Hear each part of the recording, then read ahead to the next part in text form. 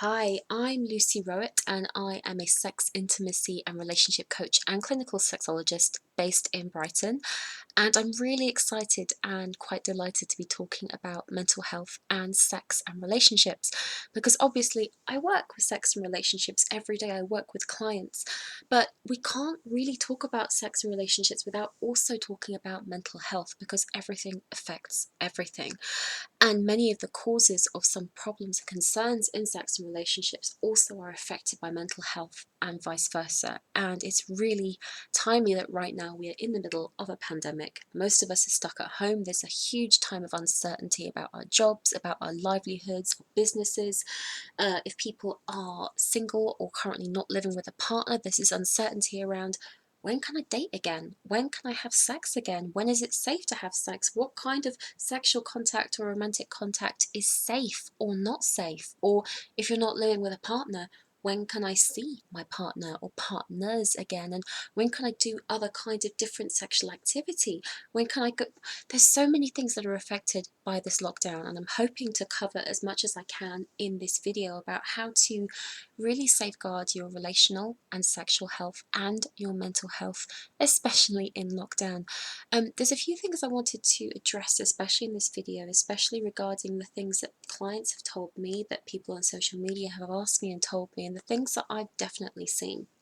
So the first thing is that any big event, any crisis is going to affect our sexual behavior and our relationships. And for me, it's actually really interesting because I am a sex geek and I'm really interested about how people's sexual behavior, people's relationship styles are going to be affected by lockdown and after lockdown. To begin with, one of the most common things that I am seeing, especially for people living with their partners or especially for women, is that their libido has taken a huge hit and they're worried that something may be wrong with them, or because of just the stress that's going on right now. They're trying to take care of their family, they are worried about their health, they're worried about their livelihood, their income, and at the same time, they maybe are living with a partner who wants to have sex more often. And the first thing I want to say is that stress, any kind of stress, whether it's a global pandemic or a stress or a crisis that's going on in your life, is the number one libido killer, especially for women. And obviously I'm going to be talking about men and women, but I don't want to gender these terms too much. But I will say that for many women, stress is a huge libido killer, but also for men as well. And by it being a libido killer, that does sound a bit like a very drastic word, but it means that stress will often hit our brakes. It will hit our ability to be in the moment, to be able to get out of your head and into your body.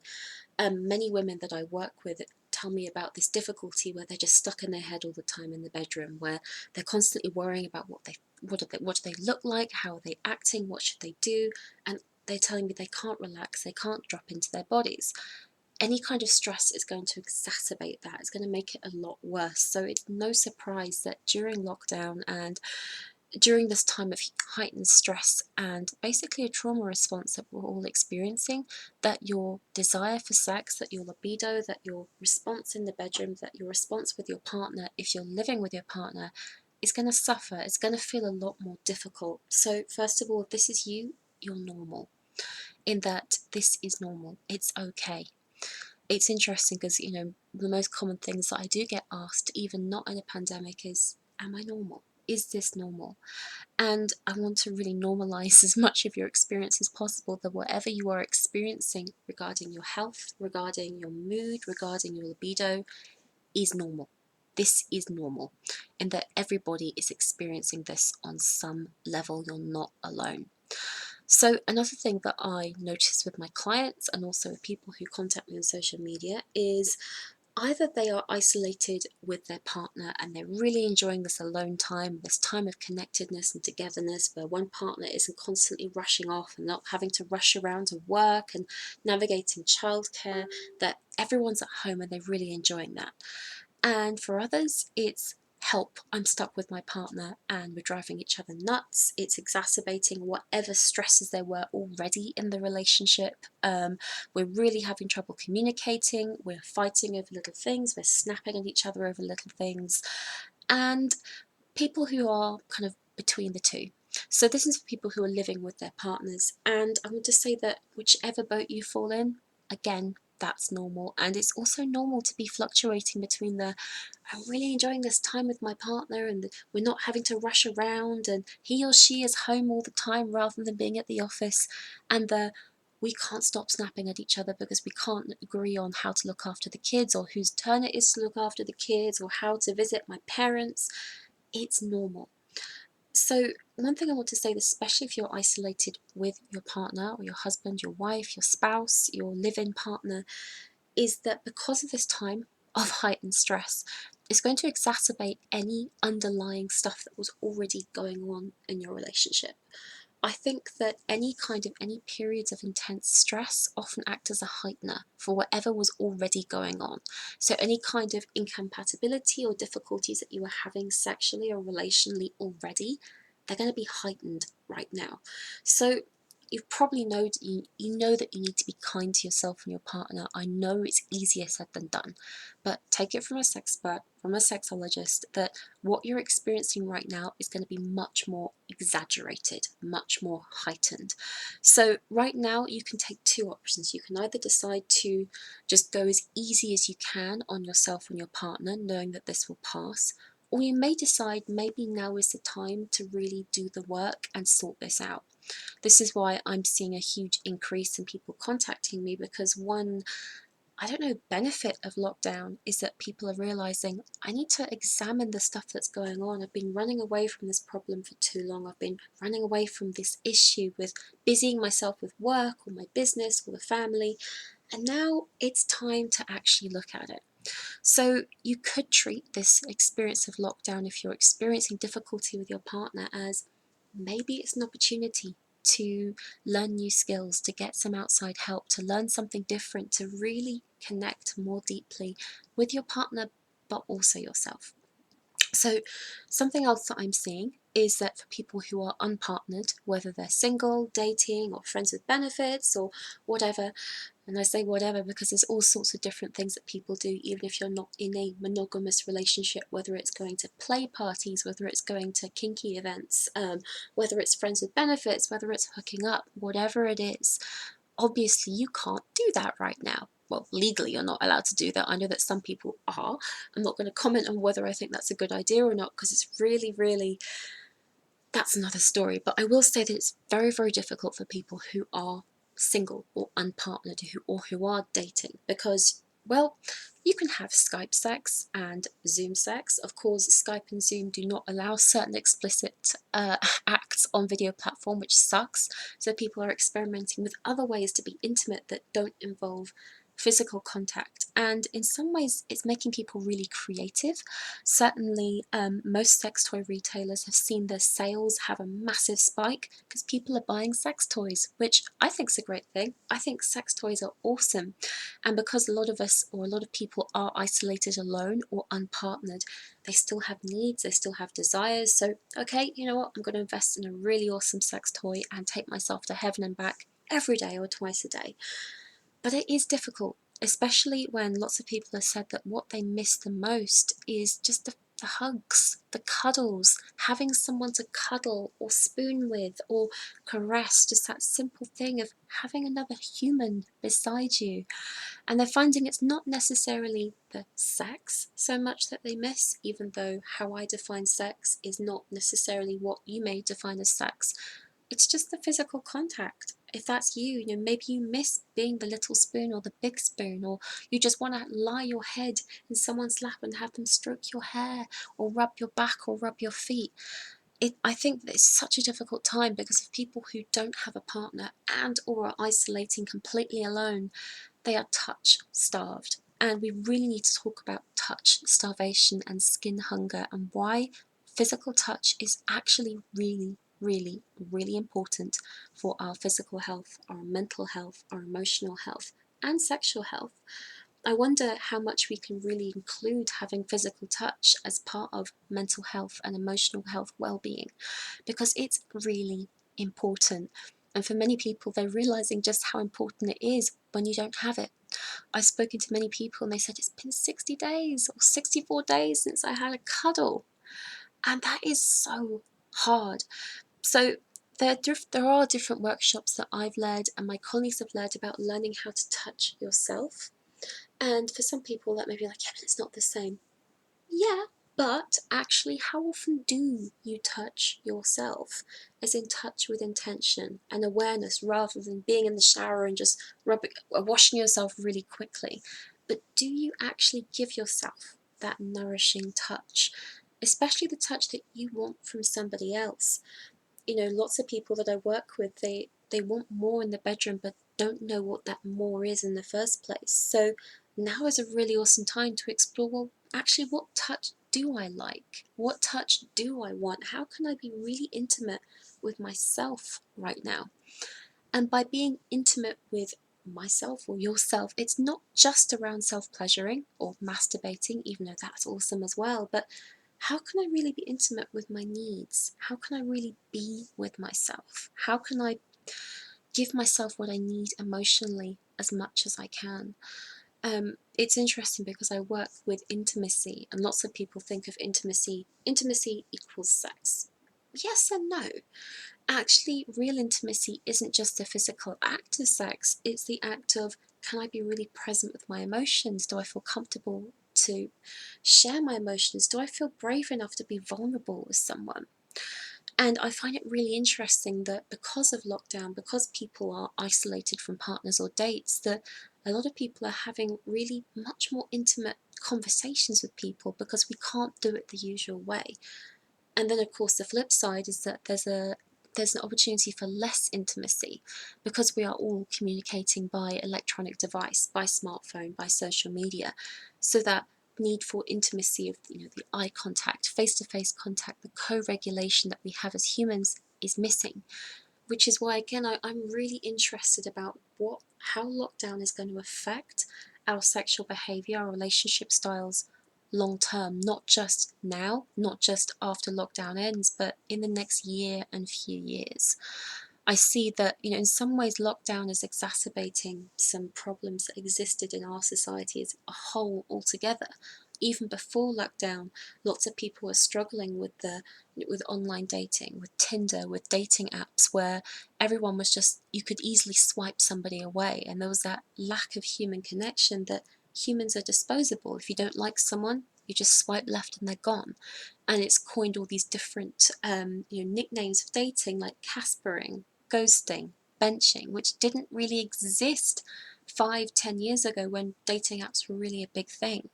So in some ways, this lockdown has really heightened that because more people are using dating apps. It's much easier to ghost someone, to ignore someone.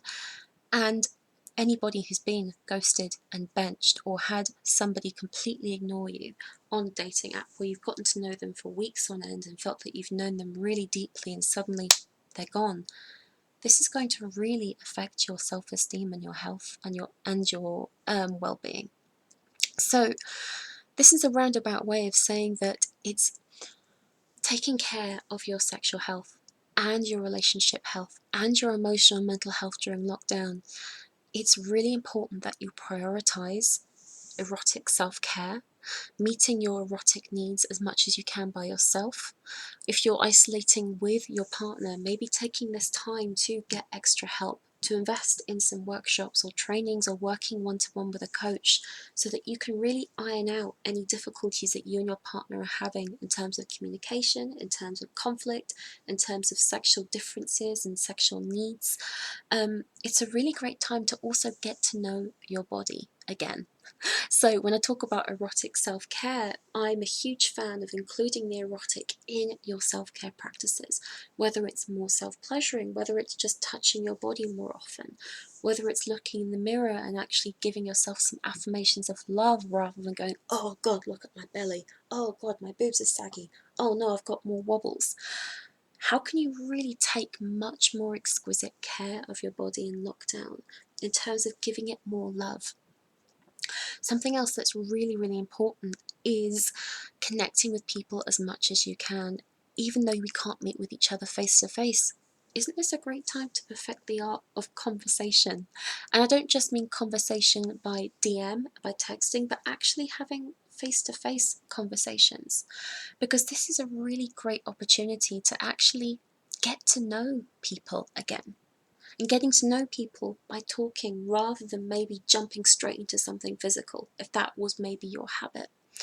So lockdown is going to really seriously change our sex lives, our relationship styles, but I really think it's a great opportunity to take stock and to maybe think about, what are my values? What do I want? How do I want to show up? And knowing that lockdown is going to exacerbate any difficulties that already exist in your relationships.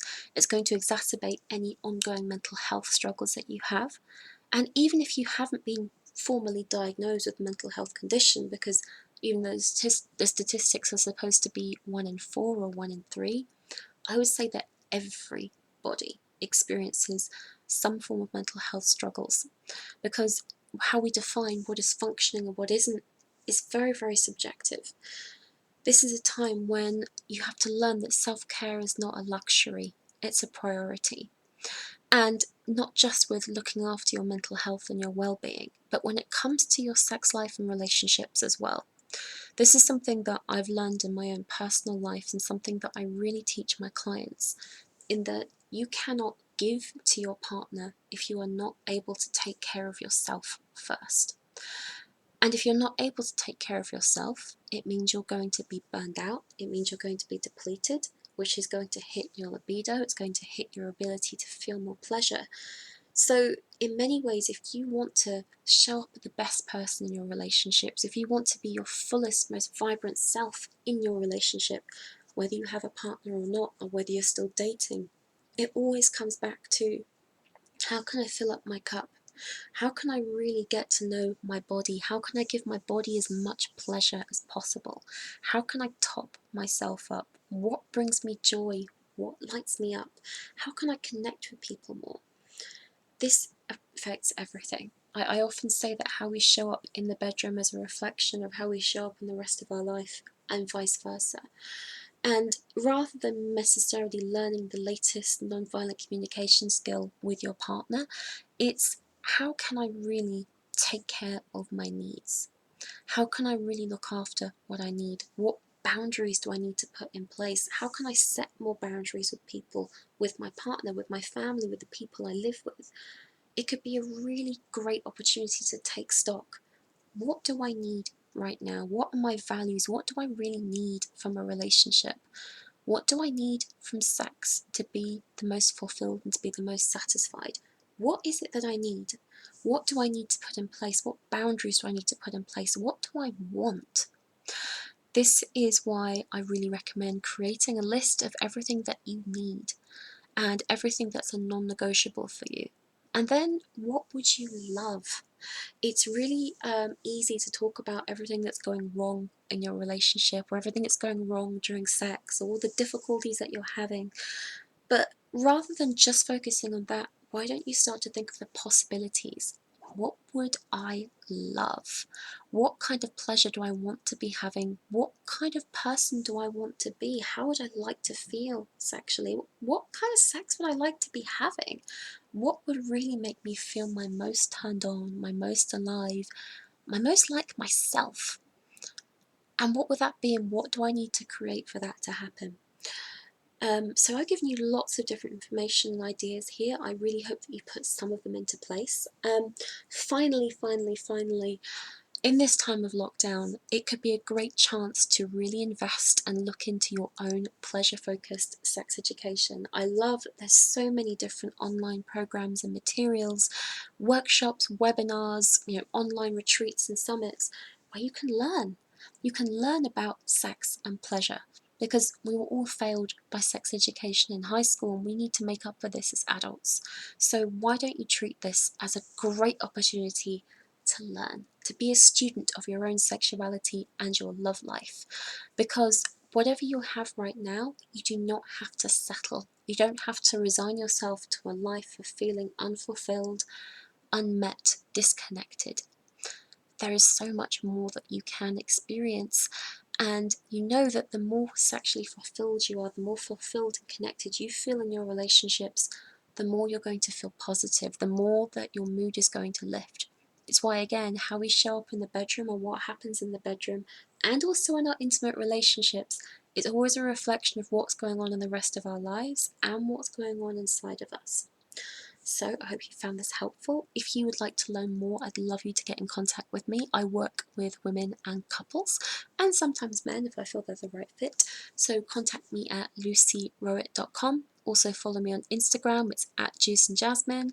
And if you're a woman or female identified, do join my Facebook group, The Intimately Empowered Woman, and do sign up for my sexy starter kit of my ultimate guide to pleasure resources. I highly recommend you download it, not just because I created it, but because it's got all of my best book recommendations, product recommendations, podcasts, online materials, everything you need to start your journey to become more sexually, sensually empowered and full of pleasure.